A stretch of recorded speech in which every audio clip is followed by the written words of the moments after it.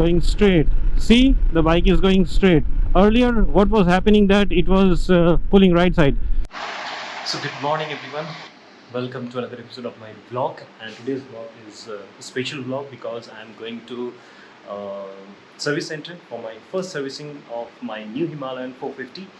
So as I'm going to end the break-in period today because around 450 km has been already ridden, and the service center is around 50 km away from my home, so it will be around 500 km. So it will complete 500 km when I will reach to the service center, and let's see what happened. There are some minor issues are there. That's a well-known right side pulling issues are there, and not that much any other issues I have encountered till now. So let's see, let's change the engine oil and the oil filter and other necessary things, and then the beast will be unleashed.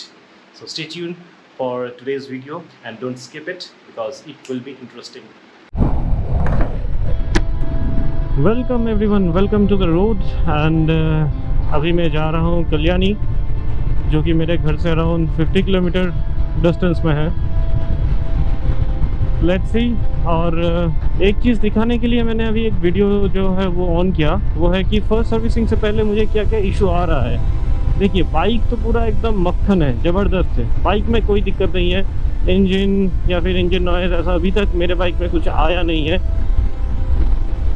तो मैंने YouTube में देख रहा था तो वहाँ पे बहुत सारे लोगों के बाइक में ऐसे टाइपिट का नॉइज़, इस तरह का कोई इंजन नॉइज़, ये सब आ रहा था, बट मेरे बाइक में अभी तक मैंने ऐसा कुछ इनकाउंटर नहीं किया। आज वेदर थोड़ा क्लाउडी है, तो आई होप कि बारिश स्टार्ट ना हो जाए मैं सर्विस सेंटर पहुँचने से पहले। हालांकि मैंने रेनकोट वगैरह सब कुछ ले लिया आज। जो इशू है वो है राइट साइड पुली का इशू। मैं भी आपको दिखाऊंगा। मैं हैंडल छोड़ दूंगा तो ये राइट साइड में जाएगा। ये देखिए, मैंने हैंडल छोड़ दिया और ये राइट साइड में जा रहा है। इसको बैलेंस करने के लिए मैं लेफ़्ट साइड में थोड़ा सा झुक रहा हूँ, लीन कर रहा हूँ, इसी वजह से ये थोड़ा सामने की तरफ स्टेबल है। बट जैसे कि आप देखेंगे, जितना स्पीड कम हो रहा है वो उतना ज़्यादा राइट साइड में पुल कर रहा है। ये देखिए, मैंने छोड़ दिया हैंडल, ये देखिए पूरा राइट साइड में कैसे जा रहा है, देख रहे हैं आप। ये जो रोड है, रोड का जो ये रोड लाइन है, रोड लाइन के हिसाब से आप देख पाएंगे कि कैसे ये राइट साइड में पुल कर रहा है बाइक। ये प्रॉब्लम पहले नहीं था, मतलब जिस दिन मैंने बाइक डिलीवरी लिया उस दिन बाइक का जो हैंडल है ना, वो थोड़ा लेफ्ट साइड में मुड़ा हुआ था।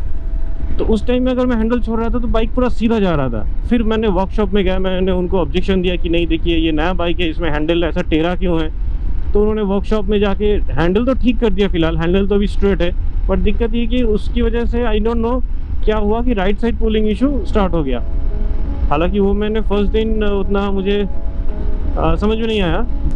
बाद में जब मैं चला रहा था फिर मुझे ये फील हुआ कि हाँ, राइट साइड पुलिंग का इशू है। ये देखिए, मैंने छोड़ दिया, ये ऑटोमेटिक राइट साइड में जा रहा है। हालांकि मैं फिर भी लेफ़्ट साइड में लीन हो रहा हूँ, फिर भी ये राइट साइड में जा रहा है। मैं सोच रहा हूँ कि मैं ये चीज़ बताऊँ कि ना बताऊँ, क्योंकि देखिए ये नया बाइक है। तो नए बाइक में क्या होता है ना कि एग्जैक्ट सोल्यूशन किसी को पता नहीं होता है, और रॉयल एनफील्ड इस सब मामले में थोड़ा स्लो है। तो काफ़ी दिन जाने के बाद इंजीनियर जो है वो फाइंड आउट करते हैं कि एग्जैक्ट सोल्यूशन क्या है। अभी जितना मैंने यूट्यूब में देखा, सर्च किया, सोल्यूशन यही है कि वर्कशॉप वाले जो स्पोक है उसको थोड़ा टाइट कर देते हैं। बट स्पोक अगर बिना अलाइनमेंट के आप टाइट करो तो उसका प्रोफाइल पूरा बिगड़ जाता है, फिर तो राइड करने में ही दिक्कत हो जाएगा। और क्या होता है ना कि एक बार अगर ये जो अलाइनमेंट है वो बिगड़ गया, फिर मुझे ये टायर खोलना पड़ेगा, खोल के इसको अलाइनमेंट करने के लिए किसी दुकान में देना पड़ेगा, क्योंकि जो वर्कशॉप है वो तो मेरे घर से अराउंड 50 किलोमीटर दूर में है। तो मैं तो जा नहीं पाऊँगा और वो लोग मानेंगे नहीं, क्योंकि ये पता है रॉयल एनफील्ड का ये हर एक वर्कशॉप में एक इशू होता है कि वो लोग मानते नहीं है। अगर आप कोई प्रॉब्लम बताओ उनको, वो लोग मानेंगे नहीं जब तक कि ना आप उसको फोर्स करो कि हाँ इसमें दिक्कत है। तो इसीलिए मैं सोच रहा हूँ कि सेकंड सर्विस में मैं बताऊँ कि ये राइट साइड पुलिंग का जो इशू है, तब तक तो कुछ ना कुछ तो एक सॉलिड सोल्यूशन निकल आएगा रॉयल एनफील्ड की तरफ से। क्योंकि अगर ऐसा इशू है और पहले उन्होंने इनकाउंटर किया है तो इसको सॉल्व करके ने बाइक को लॉन्च करना चाहिए था। चेसिस ब्रेक का जो इशू था वो तो 2 बाइक में फ़िलहाल हुआ है, बट ये जो राइट साइड पुलिंग का इशू है ये तो हर एक बाइक में है। मतलब 100 में आप समझ लो 95 जितना बाइक में ये राइट साइड पुलिंग का इशू है। ये देखिए, मैं फिर से दिखा रहा हूँ, ये मैंने छोड़ दिया, ये राइट साइड में पूरा खींच रहा है। तो इसमें क्या होता है ना कि जो दोनों हाथ है उसके ऊपर प्रेशर पड़ता है। जैसे कि अभी ये राइट साइड में पुल कर रहा है, तो इसकी वजह से मुझे लेफ्ट साइड में क्या होता है कि हैंडल को खींच के रखना पड़ता है थोड़ा सा। तो ये शॉर्ट राइड में उतना समझ में नहीं आता है, मुझे ये लेफ्ट साइड से इसको खींच के रखना पड़ता है और राइट साइड से थोड़ा इसको पुल करना पड़ता है, सॉरी इसको पुश करना पड़ता है राइट साइड से। अब पुश करके रखो तो ठीक है, बट वो शॉर्ट राइड में समझ में नहीं आता है। अब जब लॉन्ग राइड करोगे ना तो ये शोल्डर में दिक्कत होता है, और मुझे लास्ट 2 डेज में काफ़ी दिक्कत हुआ, क्योंकि मुझे पहले समझ में नहीं आया था कि ये किस वजह से हो रहा है। मुझे राइट शोल्डर में थोड़ा बहुत पेन तो आ रहा था, तब मैंने सोचा कि ये शायद इसकी वजह से हो सकता है, क्योंकि मैंने यूट्यूब में काफ़ी सारा वीडियो देखा और उसमें सब लोग वही एक्सप्लेन कर रहे थे कि अगर हैंडल में इशू है, और अगर हैंडल मतलब अगर राइट साइड पुल कर रहा है बाइक, राइट या लेफ्ट किसी भी साइड में, तो उसको स्टेबलाइज करने में एक्सटर्नल फोर्स तो लगता है। और जब भी आप एक्सटर्नल फोर्स यूज़ करते हो किसी एक हाथ में, तो उसकी वजह से शोल्डर में तो पेन होगा ही होगा। अब ये लॉन्ग राइड में और भी ज़्यादा इफेक्ट करेगा। जब हम लोग सिलीगुड़ी जाते हैं या नॉर्थ ईस्ट राइड में जाते हैं, तो एक दिन में क्या होता है ना कि 500-600 किलोमीटर का जो राइड होता है, तो उसमें आई थिंक दिक्कत हो सकता है। वर्कशॉप में जाके देखते हैं, जो मैकेनिक है वो मेरा जान पहचान का थोड़ा है, तो उससे पहले डिस्कस करेंगे। अगर इसका कुछ सॉलिड सोल्यूशन है तो फिर इसको कोशिश करेंगे सॉल्व करने के लिए, अदरवाइज़ इसको अभी रहने देंगे। सेकंड सर्विस के बाद ही इसको कुछ करेंगे, क्योंकि बेकार में इसको छेड़खानी करने से फिर चलाने में ही दिक्कत हो जाएगा। अभी तो फ़िलहाल चल रहा है, कोई दिक्कत नहीं हो रहा है। ये देखिए, मैं फिर से दिखा रहा हूँ, मैं ये लेफ़्ट लेन पकड़ के चल रहा हूँ। मैं अगर हैंडल छोड़ देता हूँ तो ये पूरा राइट साइड में खींच रहा है। देखिए पूरा बाइक कितना राइट साइड में खींच रहा है। तो ठीक है दोस्तों, अभी के लिए इतना ही। अभी जाके मिलते हैं वर्कशॉप में, क्योंकि और तो कुछ इशू है नहीं मेरे बाइक में। तो फिलहाल चलते हैं, ऑयल वगैरह चेंज करते हैं, थोड़ा टिप्स एंड ट्रिक्स अगर हो सकता है तो मैकेनिक से ले लेंगे, क्योंकि ये नया बाइक है तो मुझे भी एग्जैक्टली पता नहीं कि इसका जो मेंटेनेंस और या फिर कुछ ट्रिप्स अगर होगा तो डिस्कस कर लेंगे। तो चलिए मिलते हैं वर्कशॉप में। Right now is 257 and there is the service center on the left side. That is Kalyani Service Center. So let's get into there.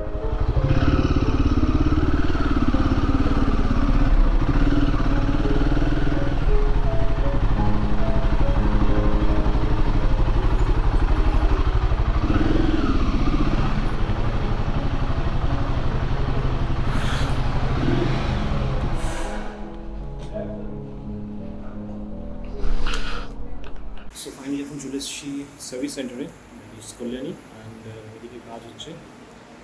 The work is going on that side and I'm waiting in this area.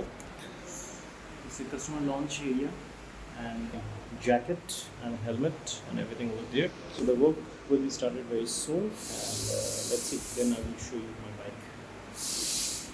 Finally এখন গাড়ি খোলা হয়ে গেছে আর পুরো গাড়িটা এখন কাজ চলছে। So let's see. এদিকেও খোলা আছে অ্যান্ড এদিকেও খোলা আছে। Oil filter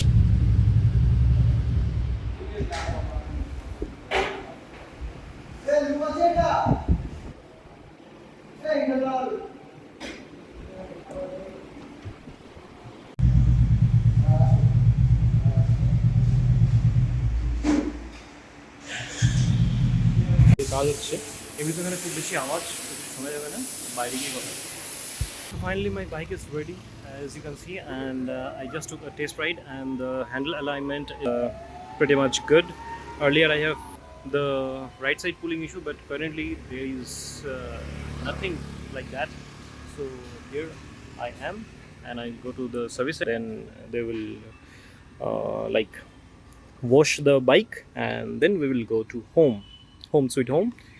So see, I think everything will be okay, and because the only reason why I have not vlogged in the service station is that because there was so much noise, बहुत ज़्यादा noise था उधर, and इसी वजह से मैंने वहाँ पे कुछ बोलता तो भी वो ठीक से सुनाई नहीं देता, इसी वजह से मैंने रिकॉर्ड नहीं किया.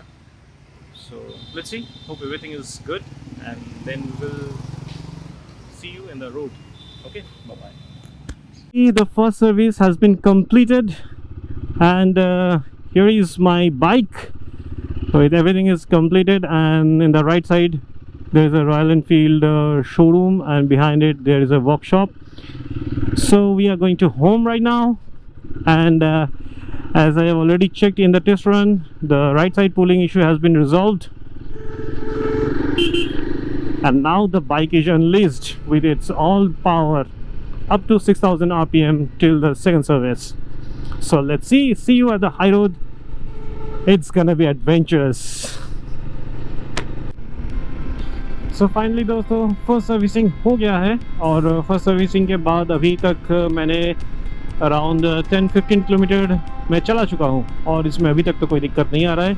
जो फर्स्ट सर्विसिंग से पहले इशू था राइट साइड पुलिंग इशू, वो अभी एकदम ख़त्म हो गया है। कि उन्होंने जो स्पोक है, स्पोक को थोड़ा टाइट कर दिया। तो मैंने पूछा उनसे कि स्पोक ऐसे विदाउट बैलेंसर आप ऐसे टाइट कर रहे हो तो इसमें कोई दिक्कत नहीं होगा? तो उन्होंने कहा कि नहीं, इसका जो प्रोसेस है उसके ऊपर उन्होंने ट्रेनिंग लिया है, एंड हिमालयन के काफ़ी सारे बाइक में ऐसा राइट साइड पुलिंग का इशू है।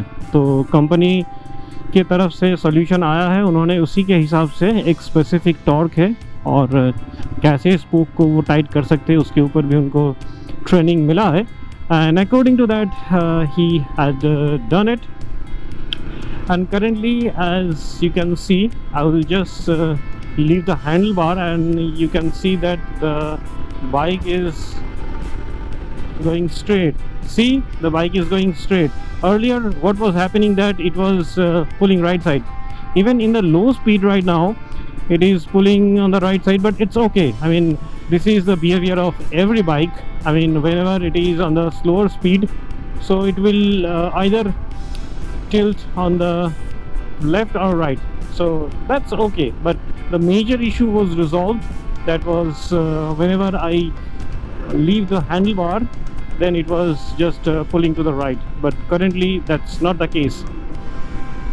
So that issue has been resolved after the first service, and the mechanic was very good, very friendly. So far so good, and let's see what will happen in the future. I will explore, and if there is any issue going to happen, then it will happen anyways.